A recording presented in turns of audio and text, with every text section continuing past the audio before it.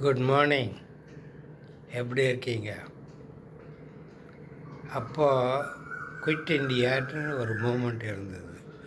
வெள்ளையனே வெளியேறு என்று.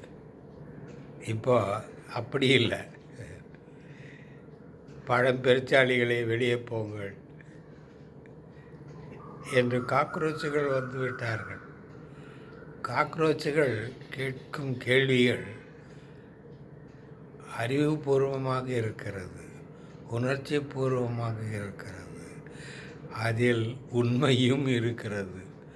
அதனால்தான் காக்ரோச்சுகளுக்கு பெற்றோர்களும் சப்போர்ட் செய்து கொண்டிருக்கிறார்கள்.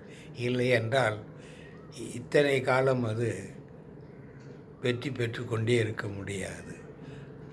பழைய சிந்தனைகள் ஒழிய வேண்டும். அதையே கட்டிக்கொண்டு பழைய பெருமையை மட்டும் பேசிக்கொண்டிருந்தால் வாழ்க்கை நன்றாக இருக்காது. இன்றைய நிலைமைக்கு ஏற்றபடி நாம் மாற வேண்டிய கட்டாயம் இருக்கிறோம். காக்ரோச்சுகள் வந்தது மிகவும் நன்மையாகவும் இருக்கிறது. இந்தியா முன்னேற வேண்டும் என்றால் புதிய சிந்தனைகள் வர வேண்டும்.